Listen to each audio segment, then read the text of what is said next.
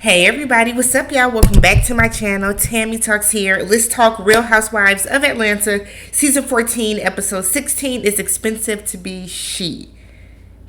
Or is it Shay? No, she. If you're brand new to my channel, I do breakdowns on various TV shows, both scripted and reality, interjecting my own thoughts, opinions, and theories into each and every recap. So, if you enjoy that type of content, please consider subscribing to the channel, thumbsing up the video, hopping into the comment section, all that good stuff. To show a little bit of support. Alright? So, let's go ahead and get started. So, the episode starts off with Candy. She's taking Ace to his acting coach.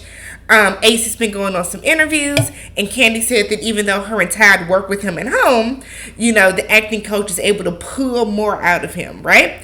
So little Ace is trying to do his line, and it's like, I have peanut butter on the roof of my mouth, and he's like kind of messing up, but he's doing really, really good because, it's a baby. So I guess he has an audition coming up, so Candy wanted to get a little reinforcement going with him to practice. We then pan over to Marlo. Marlo is getting her nephew's room ready again, so she has all their clothes washed and folded on their bed. She's fluffing their pillows. I guess I don't understand why they're sharing a room. Is that a 2-bedroom townhouse? How does that go? Because I feel like they should have their own. Doesn't even matter. She's getting their room together. She's excited for her nephews to come back. So she FaceTimes her sister, who is at work, to see how the boys have been doing. Her sister said, well, they don't get up to take their medicine. They don't want to get in the tub. They're not helping clean up. Like, they're just not doing anything that they needed to. Marlo then said, well, this has been a great 30 days, for her. Awesome. And I'm like, yeah, because you gave up all your responsibilities. You didn't have any responsibilities for the past 30 days. But Marlo's asking her sister, like, how do I keep them in line? You've been saying that I need to put some structure in place. Like, what do I need to do to ensure that, they stay on the correct path and doing what I'm doing? So Marlo says that she knows she has to be more stern with them. She has to stay on top of them for doing their chores. Good grades and doing your chores are things you are supposed to be doing. Like, that's standard. So she shouldn't be rewarding them for that. They're not going to get rewarded for that. So she also wants the three of them to go to like therapy and stuff like that, so they can learn how they can coexist together, cohabitate better together, because, all in all, Marlo does love her nephews and she wants the very best for them. So we pan over to Drew. Poor Drew is recovering from rupturing her Achilles. So you can tell that she's like on some pain meds. She looks like she's in pain. She looks kind of out of it. I feel bad for her. So she's talking to Ralph, and he's like poking her toes. She said her foot is still numb. She can't feel anything.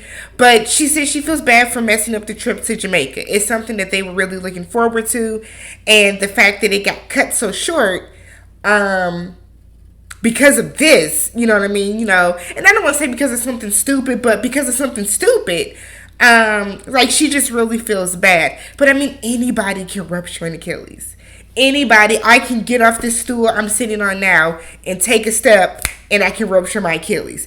It's just a freak accident, kind of like an ACL tear. They're just freak accidents that happen to the best of us.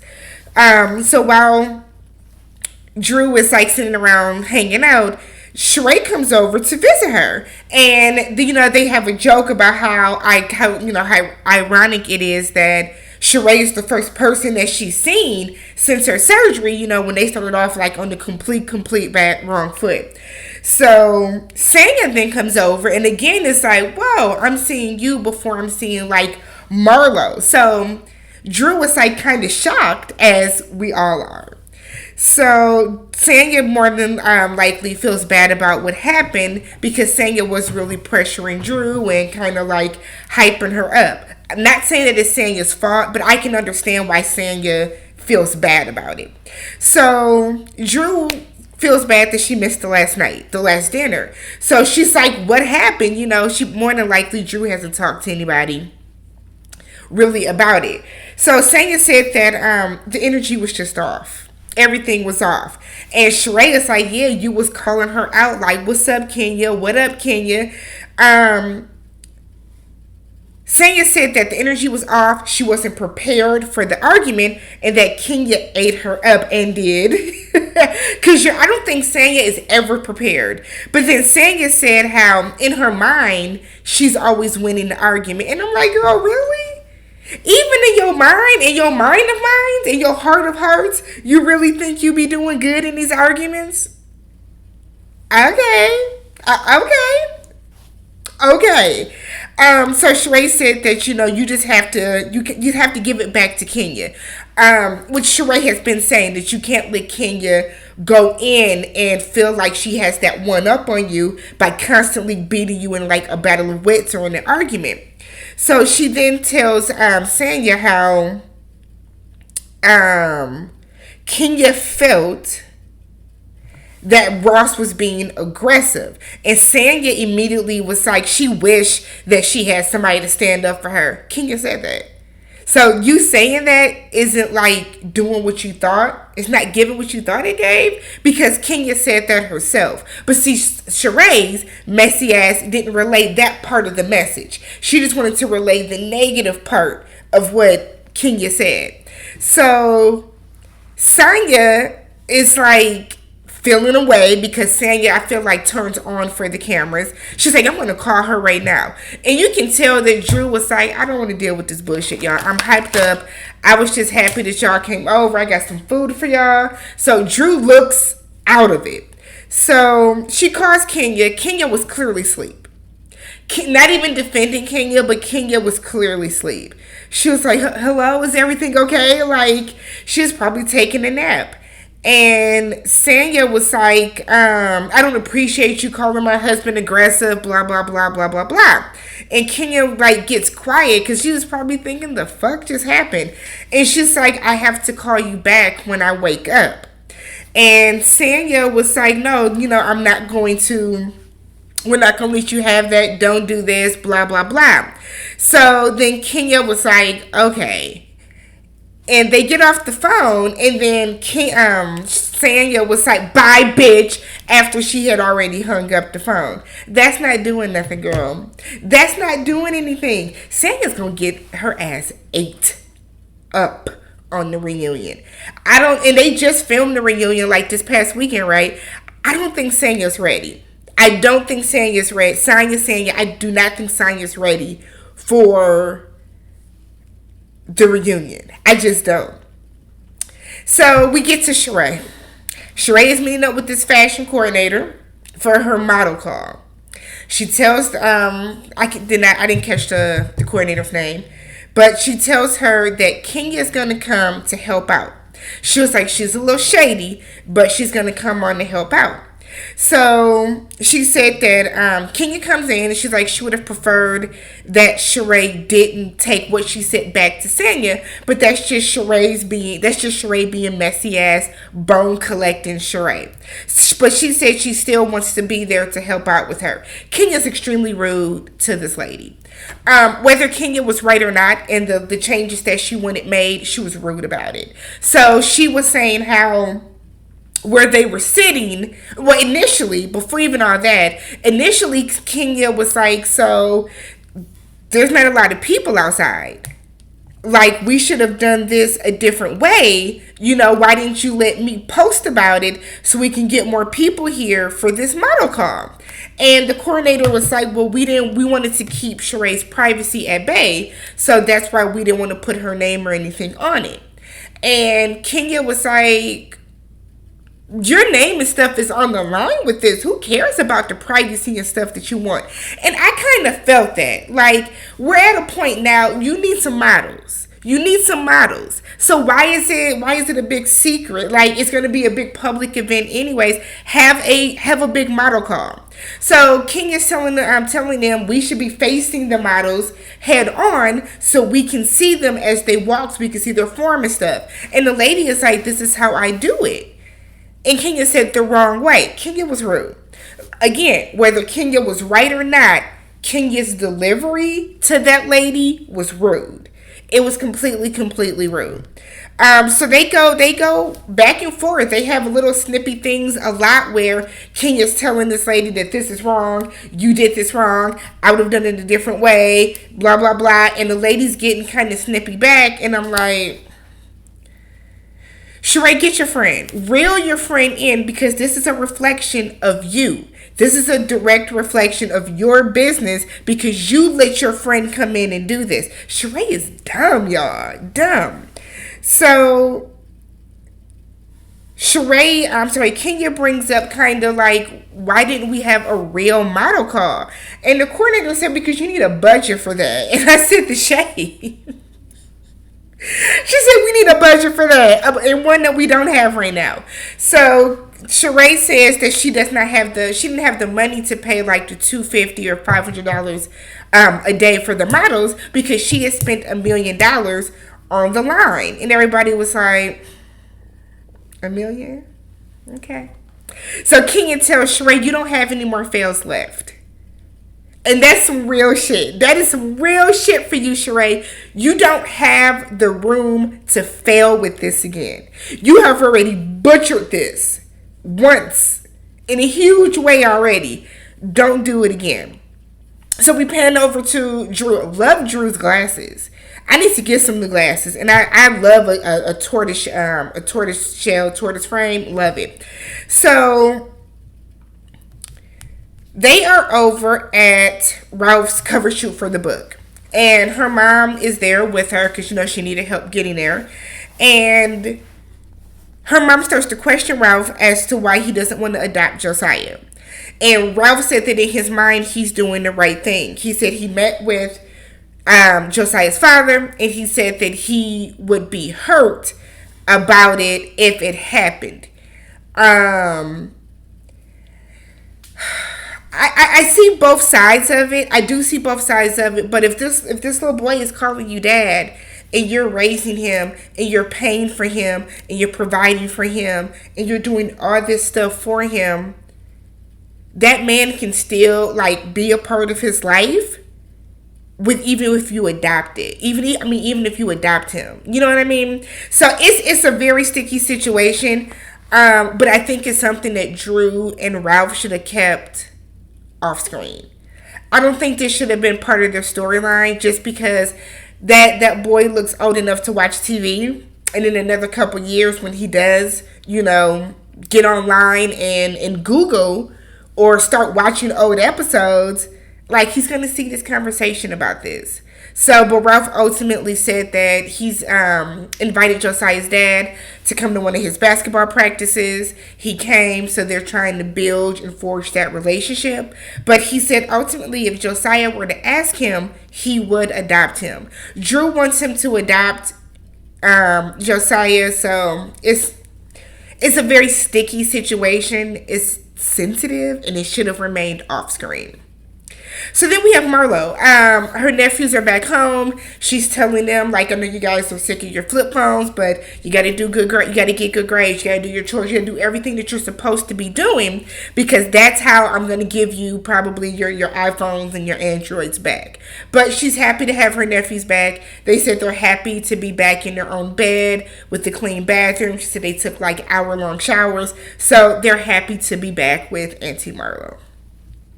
So we get to Drew's house because we're going to have this party. Now, there was a scene where Drew and Sheree were on FaceTime, and they decided they're going to throw a joint birthday party for Marlo and Kenya. They agreed to go half and half on this. Drew said she'll pay for everything, and then she will invoice Sheree. I said, Drew, that was your first mistake. That was your first mistake. You already talked to your assistant, who was her assistant once or twice, and you know that Sheree don't pay. But you feel like it's okay for you to be like, let me trust you and invoice you. So Sheree's an hour late. She said that she's been stressed, running around back and forth, doing stuff for her fashion show. Drew tells her, I'm going to need you to step it up because I'm already kind of woo. Like, she probably doesn't feel good. The ankle probably hurts. She's probably not in the mood to film, let alone entertain for a whole party at her house. So Sheree sees the invoice and was like, I'm not paying for this. I didn't agree to pay for all this. I mean, they spent $700 on balloons. So Sheree said that she's only going to pay for about a fourth of the invoice because she did not agree to pay for somebody else's idea. I said, Again, Drew, you knew better. Sheree gets a phone call. Now, a friend of Sheree's lives in California, so she's at the studio where the guy that is making the pieces has the clothing. Majority of the pieces that Sheree had originally agreed or requested are not going to be done. The pieces he does have are not even fully done. So no one knows what's going to happen with that. So the rest of the girls start coming in one by one. And Sheree ends up telling Candy and Sanya that some of her pieces are like lost in Alaska. And Candy said, come up with a better lie. Alaska? Who's getting something outsourced from Alaska? Y'all are in Atlanta. But okay, Sheree. So Marlo and Kenya show up at the same time. You see Kenya hauling ass to get to the door. And when she gets inside, she flat out closes the door and Marlo's face behind her. Right? While it was funny, it was rude. So Kenya, when they get inside, they find out that it's a surprise party for the both of them. While they're both appreciative, Kenya wishes the party was just for her. She doesn't want to have a party and celebrate a party with somebody that she does not like. Meanwhile, Marlo was super, super appreciative because they flew in her cousin, her best friend, her goddaughter, and Kenya's cousin, Che, shows up. So Marlo's cousin stands up to make a toast, and she's saying how good of a person Marlo is, and that if she needs anything, Marlo is there for her. She then was like, and I always tell her, don't be arguing with Kenya. And you can tell that Marlo was like embarrassed, like a little like, oh my God. But everybody's at the table laughing, and they start talking about how close their birthdays are. And for the most part, everybody is getting along very well. But then it turns into like an intervention sort of. And I was with Kenya on this. Let's just have the party. I feel like, and I know that it's reality TV and I know that's what they do, but I feel like everything doesn't need to be an intervention. They're not friends. They don't rock with each other. They don't like each other. They have both said things that are very inappropriate and below the belt to each other. Let them, as long as they're not fighting, let them both cohabitate together. You know what I mean? So they're going back and forth, and Kenya is saying that while they were cool, she has always liked Marlo initially. Marlo, they squashed whatever was going on behind that, but when they got back together now, Marlo kept calling Kenya a liar, which she did. Kenya was visibly sick, and Marlo kept calling her a liar. Marlo then said that Kenya has cut her super deep, and it's very hurtful. And Kenya say, oh, Marlo, whatever, girl. And they show like a little montage of Marlo calling her a prostitute and saying that she has a square reader behind her legs and all this other type of stuff. But I feel like Marlo has said just as detrimental and damning things about Kenya as well. Y'all are even. They can coexist on the same plane without talking. Let them. They don't have to be friends. They don't. So then they decide to play a shady game called Below the Belt, where they're going to read a scenario, and then the ladies are going to answer, and then we're going to say if it was like an appropriate response or if it was below the belt. If you get below the belt, then you have to take a shot. So the first scenario is, what would you say if a woman accused your man of being aggressive towards women? And Marlo immediately takes a shot, and Kenya's looking like, oh, okay, I see what time of shit that we on. So Sanya gets up, way too aggressive, jumps out the chair, throws the chair back, all but stands up and points at Kenya like, I would say, you wish you had a man like that, bitch. You wish you had a man like that. And Kenya's just back like, okay. Like, I feel like Kenya was like, okay. But Kenya said too, don't send for me. Don't come for me unless I send for you. Don't. Trust me. Don't. So, and again, Sanya, I know she was not prepared for that reunion. She wasn't prepared just to sit at the table with her. Sanya got her ass kicked on that reunion. I can feel it. So then the next one is, what would you do if you were supposed to go have for a party with somebody and they didn't want to pay? Sheree then says, well, I've been paying for this fashion show. I can't afford that. And Kenya said, yeah, with a $7,000 sweater on, because she did have on an expensive as Louis Vuitton sweater. So then Sheree is like, oh yeah, I have the invoices for, or not invoice, I have the invitations for my party, and they're really, really cute. It's like a little box, has a little outfit on there, and it says you're invited to the She by Sheree fashion experience. And everyone is like, oh, these are cute. So then Candy asks how many pieces are done. Sheree said none. The look of disgust and disappointment on Kenya's face. The number of times I rewinded that scene because Kenya went from to ridiculous, like pissed, because I feel like wasn't Kenya like helping her out with like meetings and stuff like this? Completely inexcusable. So Candy said, how can you put so much money into getting these little outfits crafted for invitations, but you don't have any pieces for your fashion show? Candy was baffled, and I was with her. And then Candy said maybe she should just start making outfits for Barbie. I mean, they were cute. They were cute, but it's also like, Sheree. So she then says she has 100 people coming, and everybody is like, and you don't have no fucking fashions? So then Kenya stands up and said, a fashion show without fashions, how dreadful, a ode to the first Sheree situation. So Marlo was like, girl, you just want to have a party at this point. Let's just have a party. So Kenya then goes on to say that her model call, she was there, and that was a disaster as well. So Kenya then asks her, how much did you pay this coordinator? When did you hire the coordinator? And his questions come in rapid fire. And Sheree, who has not been on her shit, taking care of her business, has nothing to say, doesn't know what to say back. So ultimately, Kenya was like, so where did the $1 million go?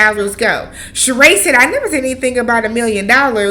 And, roll that beautiful bean footage, because production is like, oh, yes, you did. So they replay the footage, and it's like, next week is going to be a shit show on this episode. So the final scene is Sheree going to a coffee house. She meets up with Apollo. Her and Apollo have been friends. She said they lost touch when he was in jail, obviously, but they've been conversing here and there now that he is back out. So she wants to get some advice from him. She asked him to model. He was like, ooh, I mean, I guess. Like, he didn't seem like overly excited to. But Apollo then talks about how he felt like Phaedra left him to rot in jail. The kids didn't come see him. They had their situations back and forth. Sheree talks about Tyrone. And how they were doing great. Once he got out of jail, everything kind of fell off. Apollo and Tyrone clearly crossed paths in jail.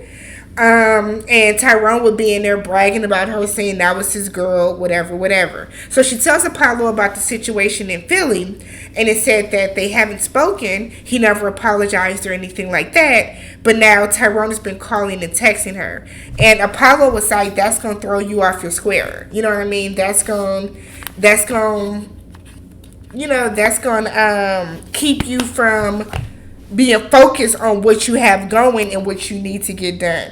So that was tonight's episode. Let me know how you guys felt about last night's episode, and I will catch you guys in the next one.